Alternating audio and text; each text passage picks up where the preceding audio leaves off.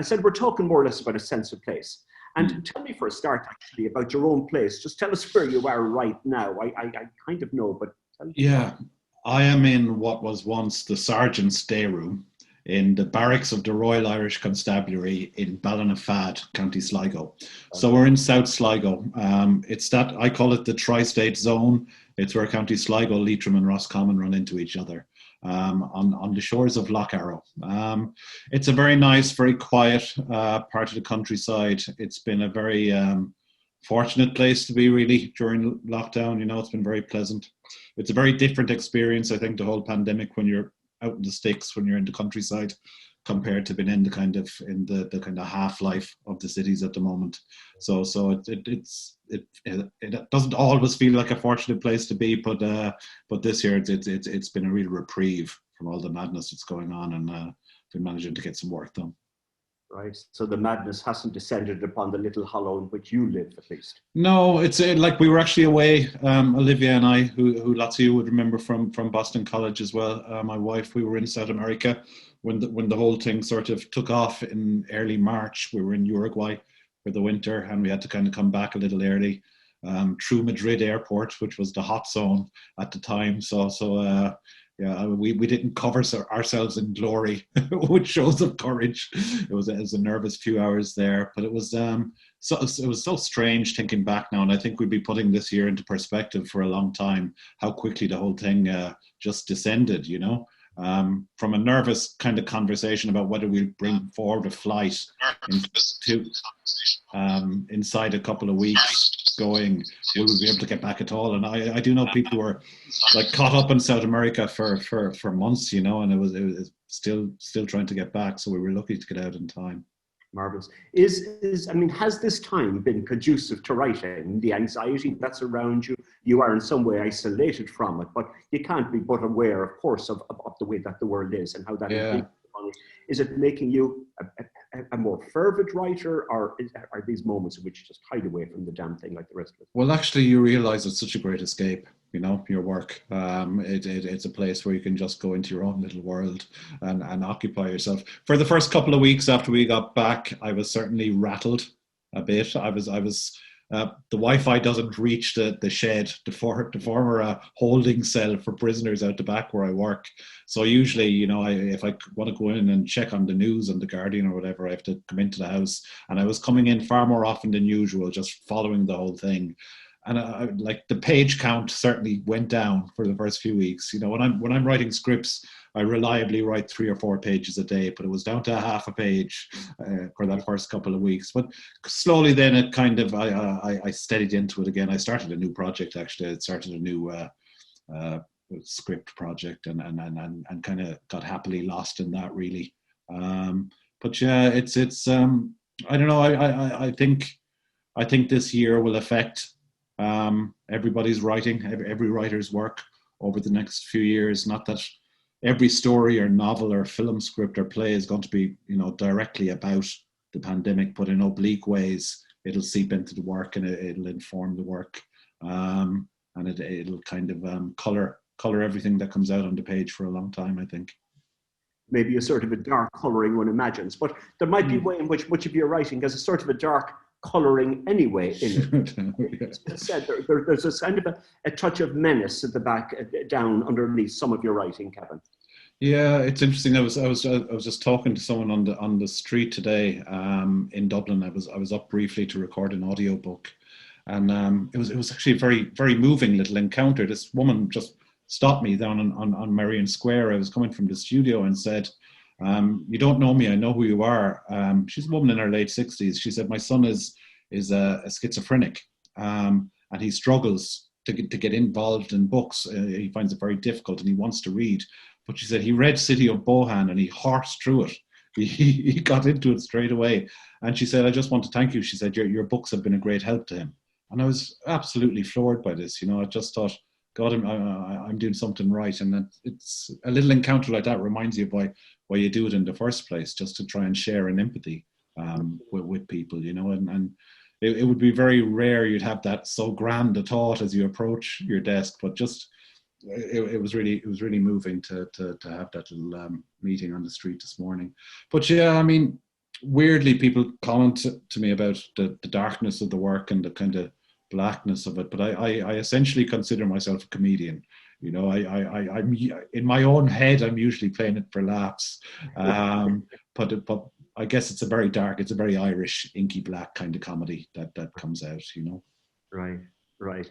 And just let's just go back to place. So much of it seems to emerge out of place rather than perhaps out of character. Though, of course, we know the characters from your books and things like people like Charlie and Morris and people like that. But characters that, but how does it emerge out of place? Can I say that? I mean, is it the case that you just find yourself in a particular spot and that something happens? Is the genius, are the muses hiding underneath the rocks or in the valleys or something? Yeah, it's interesting. I mean, my first book of stories came out in 2007, and I started to do, you know, literary events and festivals and readings and all that.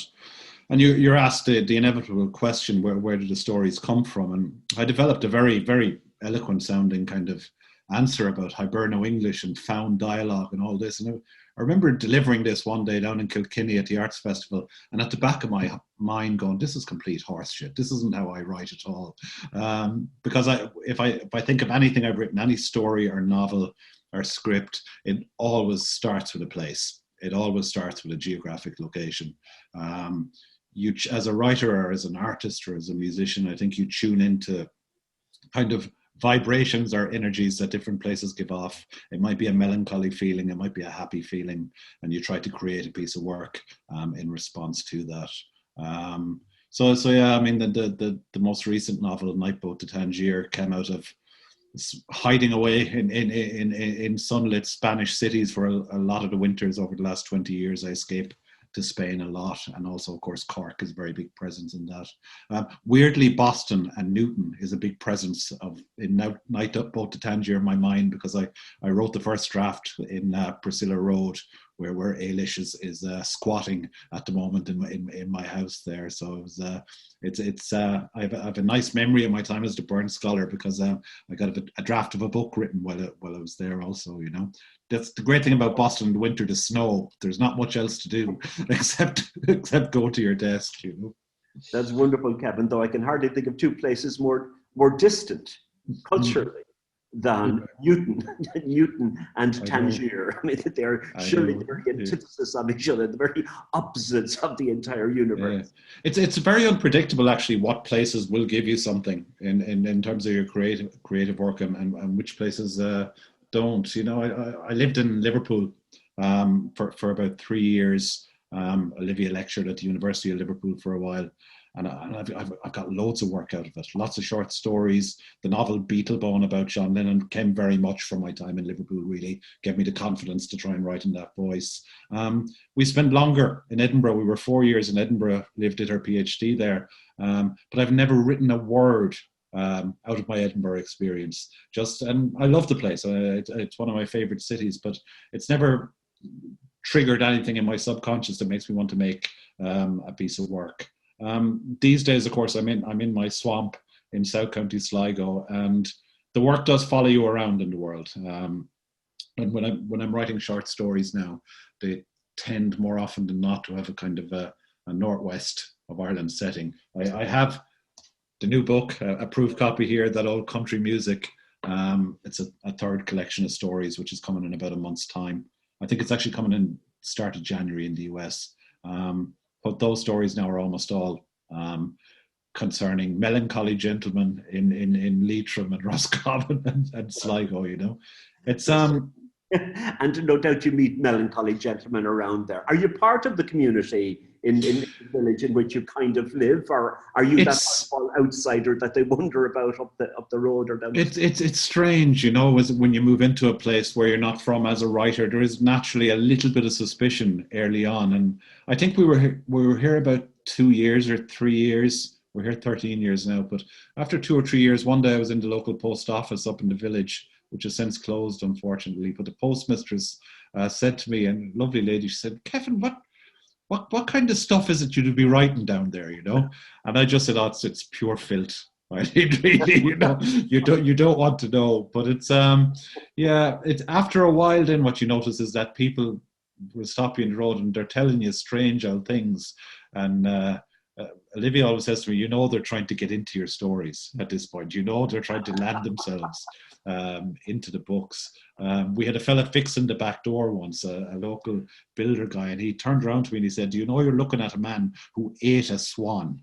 All right. And and he proceeded on this very, very long and involved story about how to cook and how to consume a swan. And he went away, and Liv said to me, "He's trying to get into your stories. This is what's happening here." That's great. That's great. I'm really pleased to hear, actually, that it was your time in Liverpool that induced you or permitted you to do something as kind of daring, and I really mean it, as actually to write Beetlebone, to dare to put yourself into the mind of a figure like John Lennon. Yeah. I just reread that book recently, and again, I was touched by it, but I think I was probably most touched by Cornelius O'Grady, that fabulous character. It was a novel in many ways about the Irish and the English and the opposition. Absolutely, yeah. Which is something I come back to a great deal in my work, I think. Again, just out of the fact of the places of my own life, I spent a lot of my 20s in that kind of 1990s Irish way, just back and forth from London and Cork a great deal. That kind of Ryanair generation, as it was called, where you'd be over for a year and back for a year, and then that inevitable back and forth. But yeah, it's strange when I come up with the notion of Beetlebone to write a novel in John Lennon's voice, or at least in a close third person. I thought it was the greatest idea I'd ever had. It was a fantastic idea. And 2 weeks later, outside in the shed going, "Oh, Jesus, this is hard. This is very difficult." But it was when I gave him a West of Ireland sidekick called Cornelius O'Grady, the book kind of stood up on the desk and started to talk to me, and I couldn't shut them up. And I could do Cornelius O'Grady very naturally. I know lots of Cornelius O'Gradys around this place who drift around in vans eating swans and whatnot.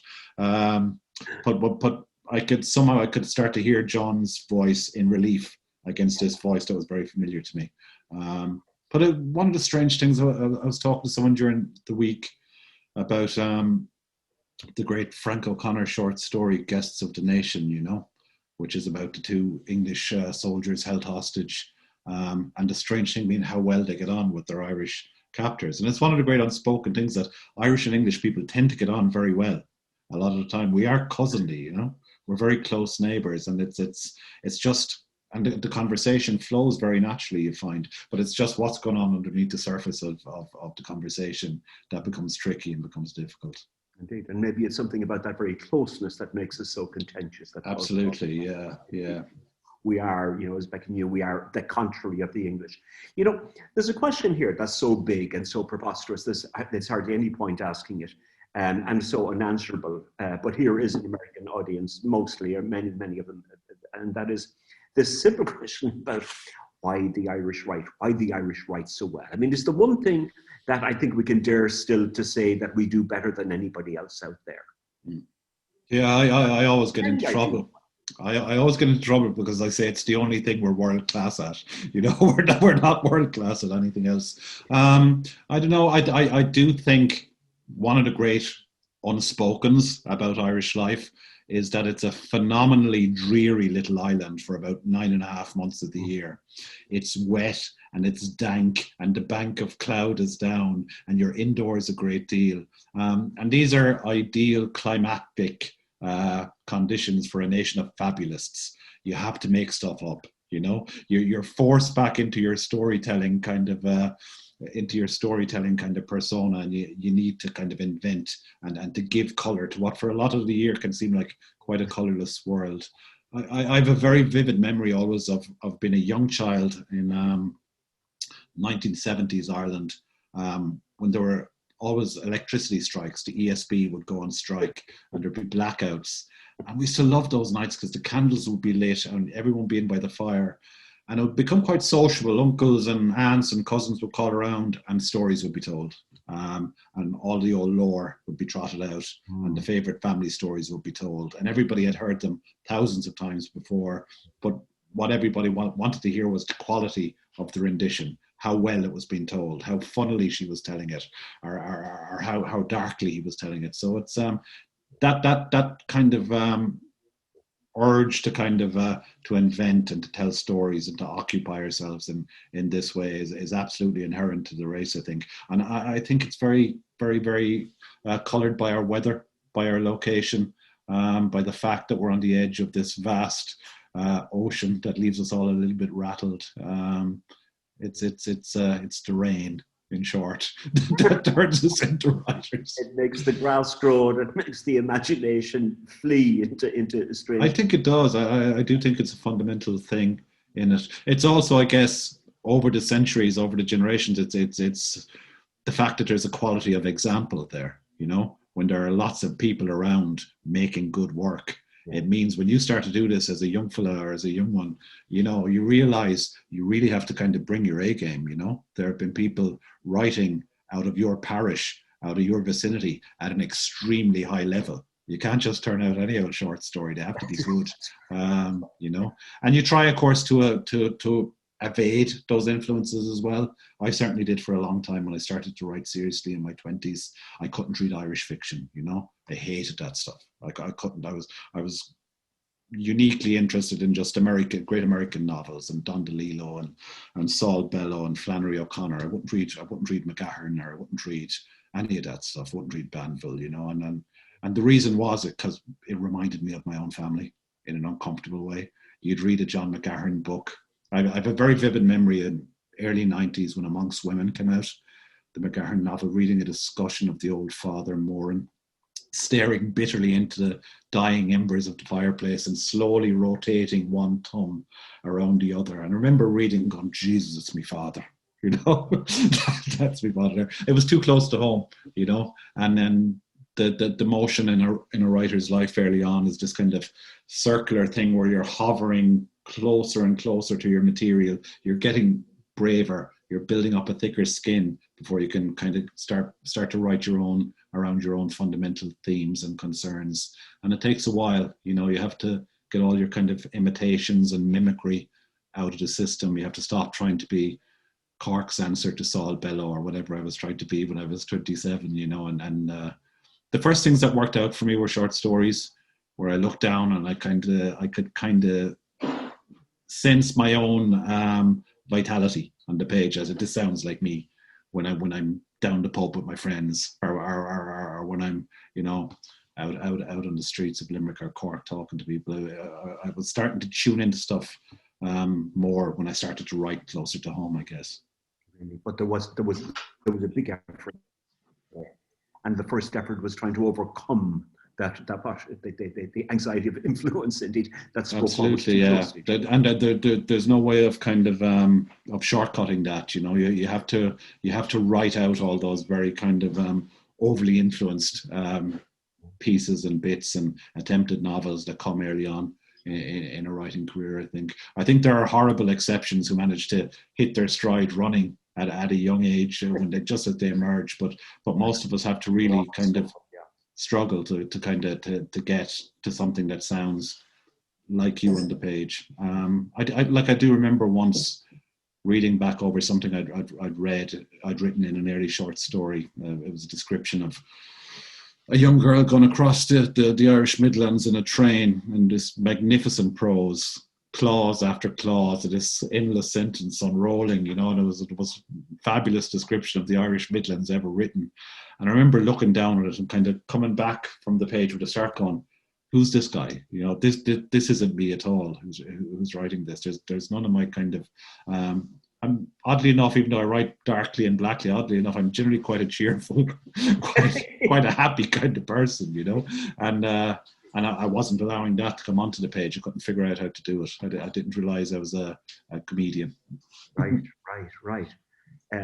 Maybe some kind of a false pastoralism, but there's something else actually that maybe I'm kind of hearing there. But you also seem to be concerned about the danger of another Irish trait, and that the danger of lyricism. Yeah, for sure. And it's something like that kind of lyric impulse is very naturally in so many Irish writers. I think we despite ourselves, we can't quite get away from it. I don't know why that is, but it's I know that early on when I was writing, and certainly into, you know, my first published novel, City of Bohan, whenever I wrote a kind of a lyric passage, I would try to immediately barb it thereafter. I would try to kind of make fun of it, or try to mock it, try to have my cake and eat it, essentially, you know. And I think at this point, I'm less likely to do that. I'm more happy to go with the kind of lyric impulse and see where it can bring me, and see how I can push the work, going to places where you're uncomfortable with, you know. There was a great quote I came across recently from the late David Bowie, actually, who said, for any artist or writer or musician, the place you want to be is when you're in the sea, just out of your depth, where there's about a foot of water under you and you're feeling a bit unsure. You don't want to have any sense of solid ground underneath your feet. You need to be a little bit scared, or else it becomes too easy. You know, you need to feel like you're that little bit out of your depth and struggling to find your way. And that's where the best comes out. Wonderful. Just talking about sounds, it seems to me that I know that you record your own books, and I think you were actually doing that today, perhaps. Yeah. And the sounds of the words are terribly important for you. Joyce, of course, tells us that that's the clue to the complexities of his novels, is simply to listen to them, to hear the words that are coming out there. Can you say anything about sounds rather than the written word on the page? Yeah, I honestly and truly believe that prose fiction is a disappointed musical form. You know, I always think if I could play the trumpet, or if I could sing well, I wouldn't need to write stories, but I can't, so I have to write stories. I remember when I was trying to write in a serious way in my 20s, for the first time, coming across an interview with Don DeLillo, the great American novelist, I think with Fintan O'Toole, in the Irish Times, mid-90s, where he said something that's really struck me to my core. He said, I'm not much concerned with the meaning of a sentence. I'm more interested in its sound, in its rhythm. And I will let the story follow the rhythm.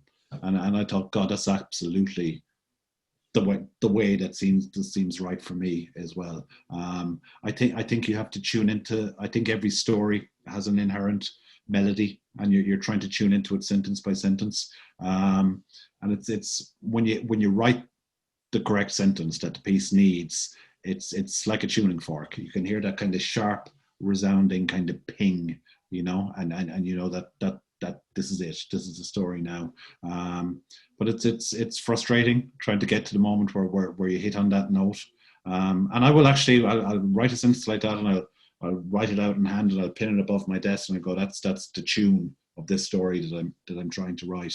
I got it in Priscilla Road in the first draft of Night Boat to Tangier, which is about these two Cork gangsters. But I was writing a much quieter scene about the women in the story, about Cynthia, the lost wife of one of them, and the daughter Dilly. Just a very quiet scene where they were talking in a cafe in Cork about the two men, and the daughter asks her, "Did you ever see them violent? Did you ever see them violent?" You know, and it's a kind of very quiet scene. Nothing much happens in it. But when I was writing that scene, I was thought to myself, this is it, here's the novel. Suddenly it came to life to me in a real way. These very theatrical Cork gangsters were suddenly put in relief in this kind of real world, and the book suddenly stood up and talked to me. So that was a lovely morning on the desk. And writing is peculiar. It gives you enough of those good mornings, just often enough to keep you going back, you know. Most days tend to be quite frustrating, and you feel like you're pushing the rock uphill. But just often enough, you get a day where it flows, or something unexpected happens, or the tuning fork kind of sounds for you, and you can push on with it. That's very, very lovely. And we've got all kinds of mixed or interesting metaphors here. There, you're pushing lots of them. And you've got your feet just dangling there somewhere, or two up above the sand or whatever else. It's all marvelous about that, about that slight anxiety that there is, presumably, in the business of writing. And you do it, by the way, actually, I think you already mentioned, you do it in a cell. I do. It's a former holding cell out in the back, which still has bars on the windows. Tragically, not a single ghost. I was sure there would be the ghosts of tortured Fenians out there, but there isn't. But it's The ghosts, Kevin, will come after you're gone. The ghosts. maybe so. That's what Maybe you will so. surely leave behind you. And just to go a little bit past actually the novels and the short stories, but you've also written plays, Mm. scripts. Do you want to say anything about that? Where do you see yourself going? Yeah, it's as soon as I published a book of short stories, my first book there, Little Kingdoms, in 2007, and started to read them at events and festivals, it was very evident to me that people like to hear my work out loud, and that very naturally led me into writing for actors. I've had 3 plays at this point, lots of short films, a feature film last year, and I'm working all the time now on scripts. And I'm adapting Tangier and adapting City of Bohan at the moment. Brilliant. Yeah, one for TV and one for film. So it's yeah, it's a surprise. If you had asked me in 2007 when that first book came out, what will you be doing in 13 years' time? I would have said novelist. I'd be a career novelist. I'd be writing novel after novel. But it feels very natural now for me to go to my desk and to think about actors. I've a great sympathy for actors, especially the stage variety. And maybe you're a sort of an actor mank yourself. A frustrated one. I definitely am. Yeah, I recorded a monologue last week. It was one of our first excursions this year. It was out to Inisheer in the Aran Islands.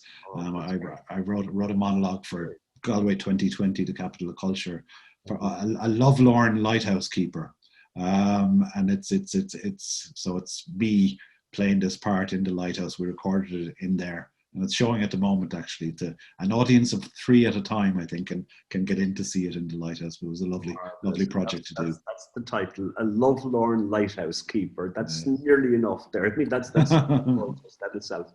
And is there a way, by the way, in which you're the next collection of short stories, and remind me of the name of them, and remind the name of them.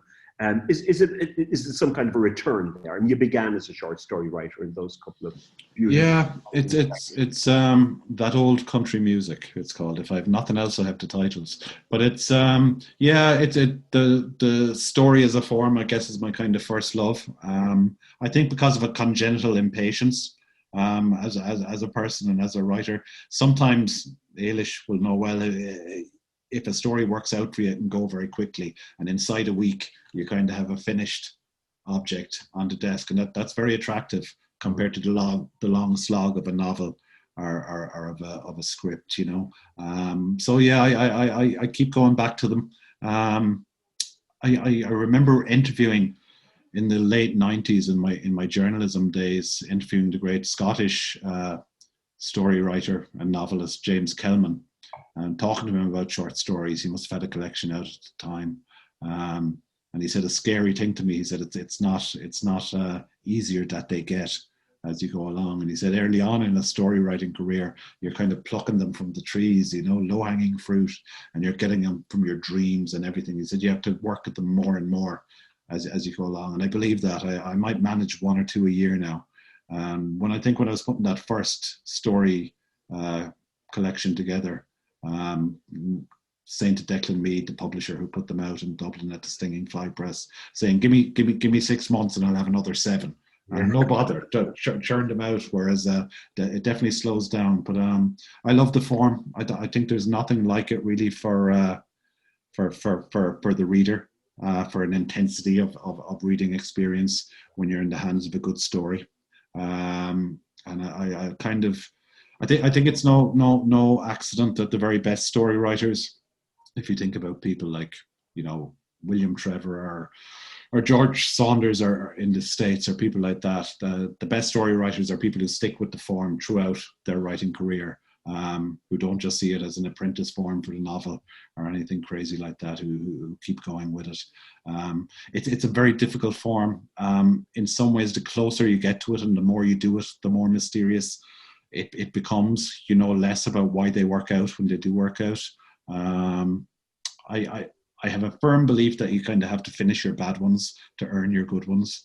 And I kind of finish every story that sort of attempts itself on my desk, even if I know halfway through this isn't going to be great, it's not going to make its way into collection, I'll finish it, because I think in some karmic way this is how you kind of earn the good ones when they come along. Find your waste bin full of those discarded scripts that actually they were flung out.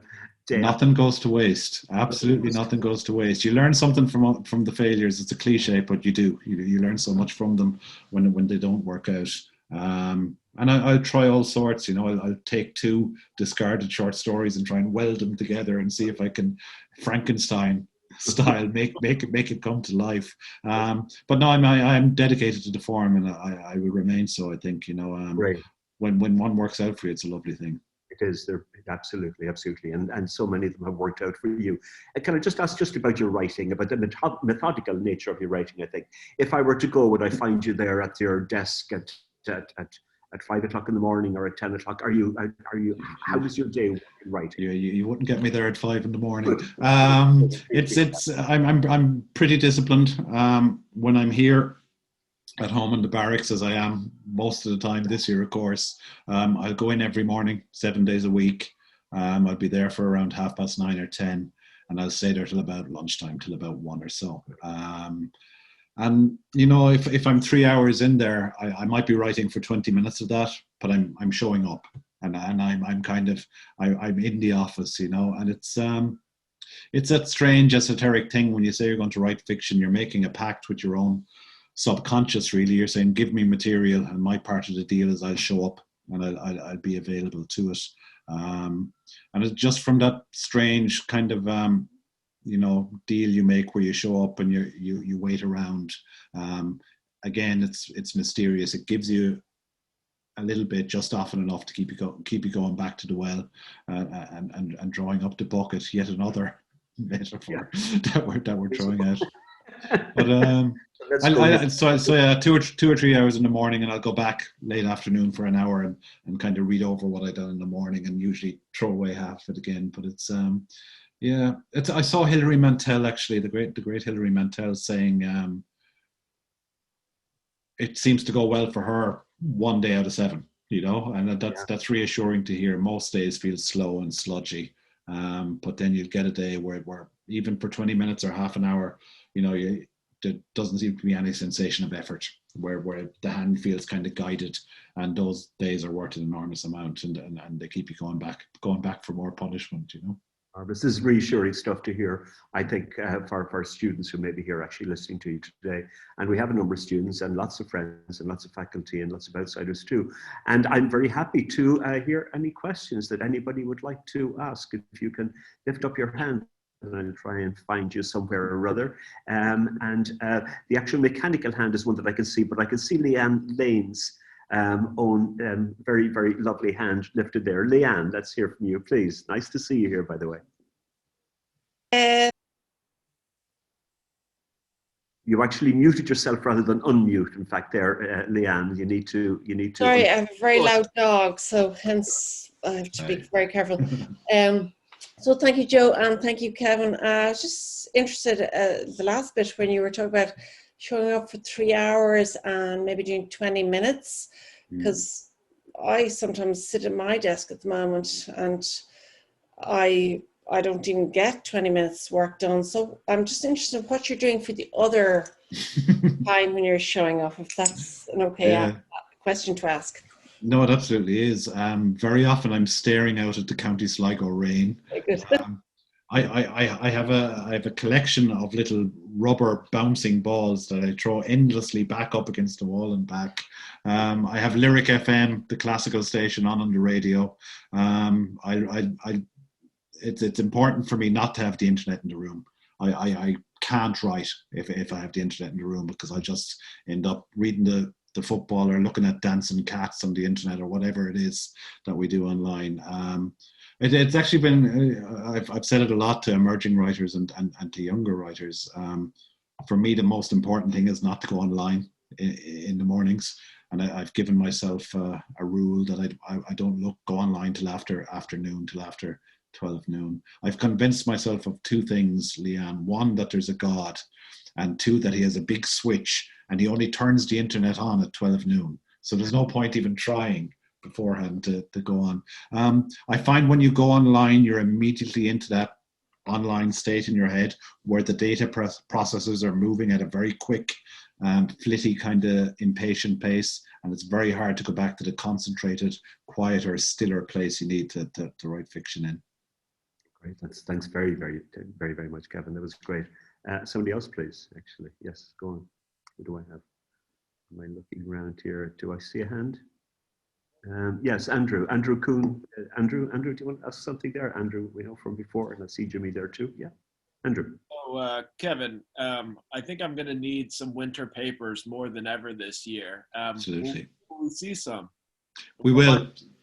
Yeah, well, Liv has just finished a proofreading. We signed off on the cover and the in papers. Thank you for this opportunity to product place. Will you remind us, Kevin? Actually, we don't know what the winter papers are, please. Winter Papers is an annual arts anthology that Olivia and I edit and publish as Curlew editions, as we're in the Curlew Mountains of County Sligo. Everything in it, fiction, non-fiction, interviews with artists, musicians. So this is number 6. Amazingly, that we're preparing now. I think when we were in Boston, we were on number 2 or 3. So yeah, it's a lovely project. It has its own rhythm now. You know, the summer is actually our busy time with it, when the copy comes in late June, July, and some marvelous stuff in it this year. Great piece with Anu Productions, who are one of the most interesting theatre makers in Ireland at the moment, do a lot of stuff around the streets of Dublin.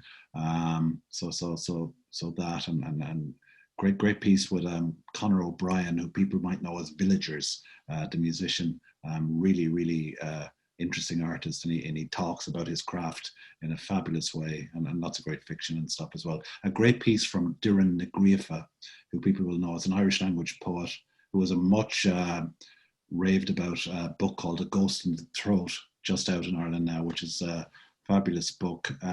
Doireann went to County Clare for us and interviewed Eddie Linehan, who's a traditional storyteller and an inspirational figure for lots of people who've grown up with him as kids, reading his children's books and so forth. And she went and interviewed him about the fairies, and it's a fabulous, fascinating piece.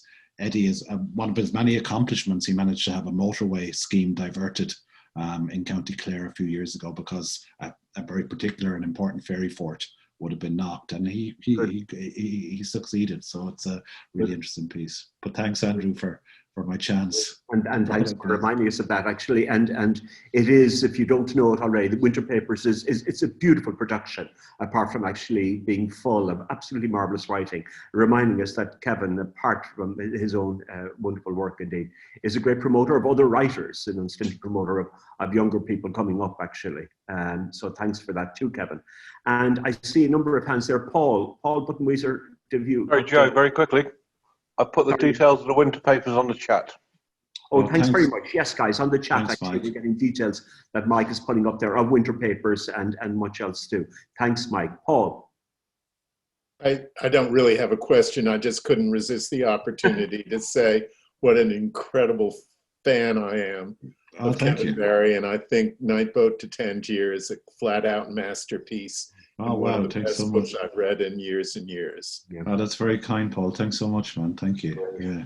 Well, that's great, actually. Can we get more? Can we get more like that, Joe? Yes, please. Brian, you have to be careful now here. You'd better not go anything less than that. Hello, Jimmy. Nice to see you. Nice to see everybody. This is actually a horrible question in a way. Okay. It's the Night Boat, and were you inspired? Did you know of? Had you ever been to Cafe Lorca? Because that's where Cha stabbed Mossy. As far as I was concerned. Your connection just went. Mine. So your No, connection just went. So try repeating that kind of quickly. I Did can you hear get it? Good. Okay. I got it. Yeah. So Jimmy, Cafe Lorca, was that in Cork? It was, yeah. Yeah, I've heard of various iterations of this kind of shebeen or illegal drinking house. What era was this in? That Cafe Lorca? early 80s for sure. I think that might be the original of the species for sure. I remember one I was in myself in the late 90s, which was my kind of Cork time, which a very, very insalubrious establishment altogether. It had been a nightclub, lost its license, and this didn't knock it out a step at all. It kept going for about another 8 months as a drinking den for some very dicey characters. But Cafe Lorca, where was it in Cork? Where was it in the city? It was actually on Washington Street. Yeah. And the proprietor, maybe I shouldn't give him his name, but he was known as Dirty Bill. Dirty Bill, yeah. It was actually a personal hygiene thing. Yeah, I'm sure. I'm sure that from what I've heard from other readers, that may well be the origin of the species. In the book, I've called it the Judas Iscariot all-night drinking club. But Cafe Lorca is even better. Thank you. That's great. Thanks, Jimmy. Thanks, Jimmy. That's great. Another question, please. Who's there? Question? Who am I looking around me? Yes, John McGrath, please. Hi, John.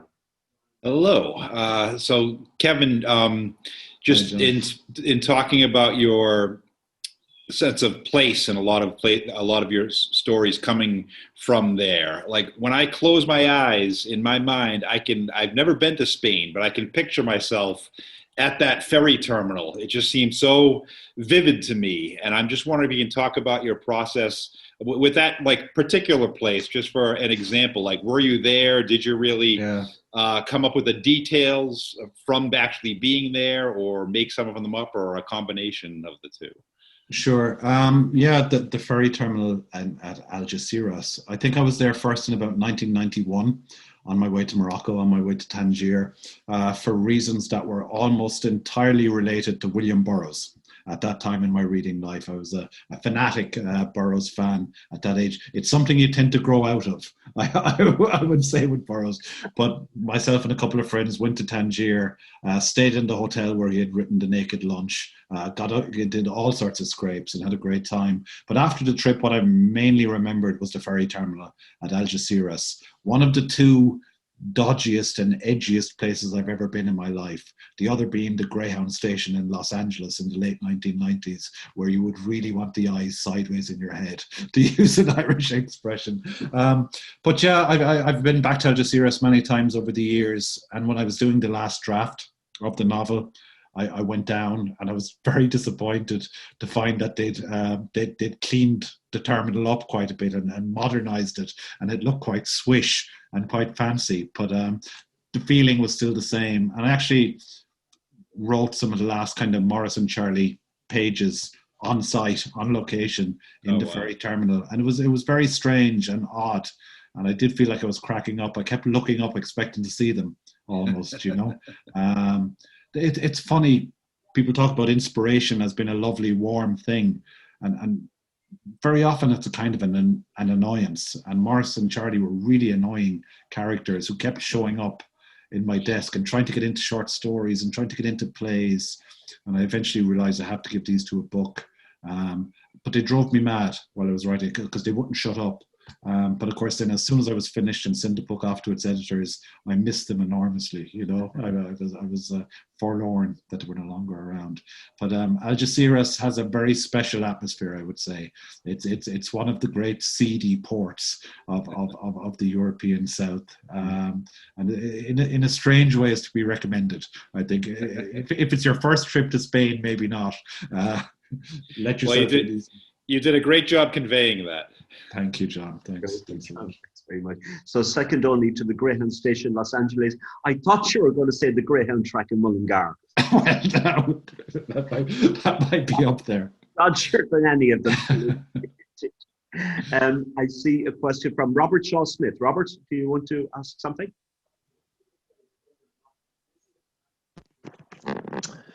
Just simply, I wanted to ask Kevin if you'd ever auditioned for any stage roles or film roles, a bit like Gabe himself. Pat isn't shy about his own thespian talents. I've done a lot of kind of radio monologues and stuff like that. I have a fundamental problem as a want-to-be actor, in that I can't learn lines, even my own ones. I find that extremely difficult.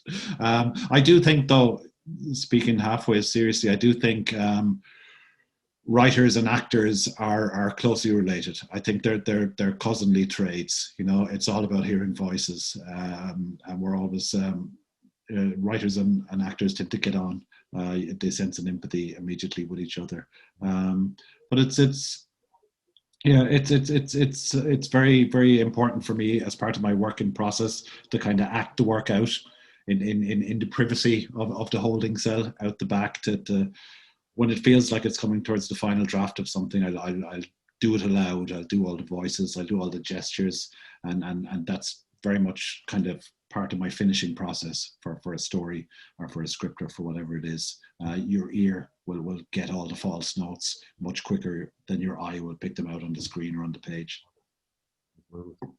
Thank you. That's a crazy image you've just given me. Thank you. Yeah, but a great one. Thanks very, very much.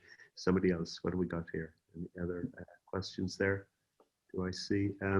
Mike Cronin. Mike, did you have a question yourself? I do actually, yeah. Kevin, you and I were at the McGahan Summer School back in 2009. Yeah, wow, you were talking about McGahan land. And you talked about the whole idea that John was really kind of interested in Leitrim and place, and you know, for all these wonderful portrayals of people, it was very kind of rooted. It was the kind of thing Joe was asking you about earlier. Yet one of the things I enjoyed most of all the brilliant things you've written is the beer trip to Llandudno that won the Sunday Times Short Story Prize.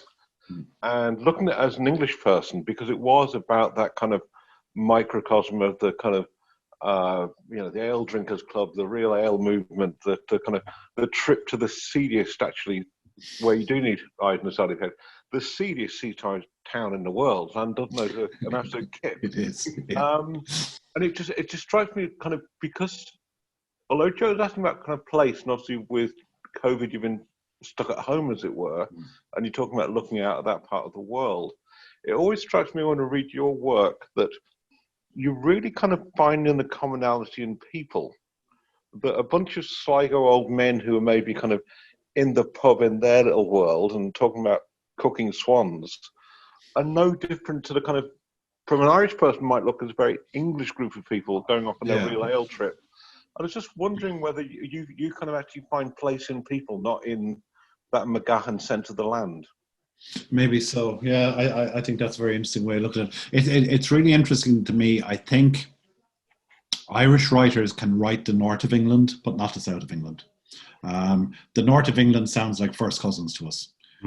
Liverpool sounds like a very close first cousin. When you're going around on the buses in Liverpool, the voice can seep into the north side of Dublin very, very easily. Beer trip to Llandudno was one of those very fortunate, lucky gifts that a short story writer sometimes gets. I was in the Lion Tavern, a fabulous pub in Liverpool, and a proper old Victorian kind of gin palace.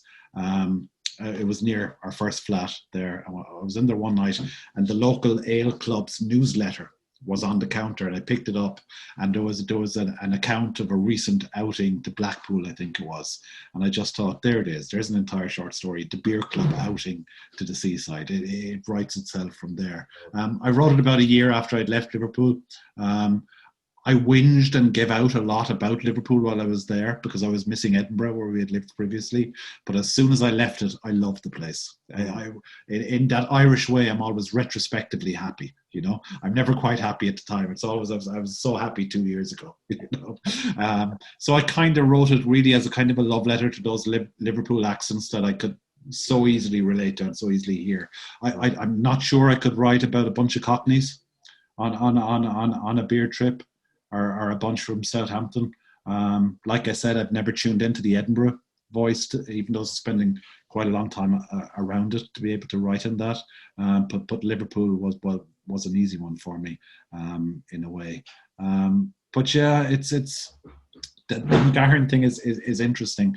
I think very often the most important creative decisions in a writer's life don't seem to be creative decisions. They're decisions about where you're going to live and where you're going to put yourself. I think the most important decision he made in his life was to move back to County Leitrim. when he did so, I think in the 1970s. I think that gave him his great late career flowering. Unusually with McGahern, I think his strongest work comes from his last 15 or 20 years as a writer. And I think he got it because he went back to his home place and tuned into a language and a way of being and a way of seeing that was absolutely natural to him. And it's odd, you know, it's such an important thing for younger writers, where you're going to locate yourself, where you're going to have the time and space to write. It used to be the way that the fledgling writer would go to the big city, would go to New York or the Garret in Paris, and good luck with that now. You know, the forces of economics mean that's undoable for most young writers now, and there is a tendency to move to the quieter places and move to the country places. Like we moved here to the Northwest purely for economic reasons. The housing was affordable. It was a cheap place to buy a house, and it means that, very fortunately for me, you know, I can get by just writing. I don't teach on a regular basis. I don't do any other work, which is very unusual these days for writers, and it's a great privilege. But it's the fundamental question, both creatively and pragmatically, is where you're going to put yourself and where you're going to base yourself. And of course, the place then starts to influence the work in all sorts of ways. Thanks very much, Kevin. That's great. Return to your home place, return to your own place. And do I say, Eilish, do you have a question there? Yeah, it's fine. Since Kevin started talking himself about where the idea for a beer trip to Clondudno came from, one of my favourites is The Fjord of Killary. I think that is a perfect short story. And I was just thinking, and that's got the English-Irish theme going on, doesn't it? And there is, yeah. There sounds like somebody who might come from the south of England to me now, but I don't know where he's supposed to go. I'm not sure if that's in the story really, but yeah, where I hate being asked this question, but you talked about it with Beer Trip. Where did the inspiration, or where did that come from? I mean, it goes to bizarre places in a way by being grounded in reality at the same time, but I was in that hotel out on the Fjord of Killary in Leenane, and I was out on a little cycling trip for a few days, cycling around, and it was one of the most spectacularly wet bank holiday Mays we'd ever had. And it was a bank holiday Monday night, and I was just sat in the bar, eating my bowl of chowder and having my pint of Guinness, and just looking out at the incessant rain, and the water seemed to be getting higher and higher and higher every moment. And again, just one of those very lucky moments you can have as a story writer. I said to myself, what if it didn't stop? What if the water kept coming? And immediately then I thought, there's an end of the world story. But it's an apocalyptic story. But it has a very particular point of view. It's set in the lounge bar of a Leenane hotel, looking out how would the locals react. And in the story, they really just start to drink quicker than usual. is their reaction. But I think, Eilish, I'd say you'd say the same. Like a lot of your own favourite stories, it wrote itself very quickly. In 2 or 3 days, really, without much needed in terms of a second draft. I think the most mysterious thing with a short story is timing, how to get the timing right. And sometimes you have to write them really quick, almost in the timing of the story itself, to get that sense of it right and to get the comedy working. I think especially with comic material, timing is mysterious and difficult, and you kind of have to not think about it very much, just kind of plunge ahead. But a lot of the detail in the story came from that night in the bar of the Leenane Hotel, which I won't name. I've been afraid to go back there since. And now I've been told it went down very well, but I've told someone else said he got the funeral director right. Anyway, now I have no knowledge of the funeral director out in Leenane, but the locals believe, oh yeah, he got your man. Anyway, whoever he was. But it was it's a favourite of a number of readers. So, it's a favourite of mine. It is. It's fantastic. You have the funeral director right, but that lad who's up at the bar there talking about traveling the shortest distance it takes from place to place is one of the great characters of Irish fiction. Listen, and you're one of the great characters of Irish writing indeed, and thanks very much everybody for being here. I'll remind you that next week at the same time we're going to have Jerry Daw, essayist and poet, who I'm particularly looking forward to because I think I mentioned it last week. I know he's recently been writing about his growing up in Belfast, and I don't think there's anybody going to be able to speak about that peculiar world, how that turned into the poet that he became more eloquently than can Jerry. So look forward to that. And again, it'll be at 4:30 your time over there in the craziness of America, 9:30 here in the craziness of Ireland. And I look forward to seeing you all. And lots of other great, exciting people coming up week by week at 4:30 here, 9:30 in Irish time. Thanks everybody for coming. Lovely to see many familiar faces. Lovely to see new faces there. It's been a pleasure having you all. And it's been really a pleasure hearing Kevin again, actually being at his usual colourful, exuberant, and just really delightful self. Thanks everybody. Thanks very much, guys. It was lovely to see you all. Great to see you. Thank you. Thank you. Great to see you, everyone. I'm just clicking along on some of the faces here. Lots of familiar faces. Oh, we got a great turnout, Joe. We did. We got a very nice turnout. And all that was lovely, man. That was nice. There's Christian. Hi, Christian. Hey, that's good. Yeah, I've been listening and snacking in the background for the day. It's been a fantastic conversation. That was fun. How are you, man? How you doing? Yeah, I'm doing all right. I don't know, this COVID stuff is just, got us all running administratively. I mean, what did I do today? You'll love this one, Joe and Mike, being back on home campus. So, we decided, we got to have masses going at campus. So, the St. Mary's isn't going to have masses, or at least for the public right now. So we're kind of setting that up in the Board of Trustees room now. So I got, 1,000 logistics flying around today, just doing that stuff. So, what do? I write memos, Mike, right? I don't know. But I read books, I know. It's, in fact, you were talking about Doriana earlier. I think she is absolutely fantastic. I've not read everything of her. I'm just listening to her interviews at Kurt, and then also some of her poetry and stuff. And it's just exciting to see. Somebody really must actually have here one of these Fridays. They're grateful. It's really absolutely. Yeah.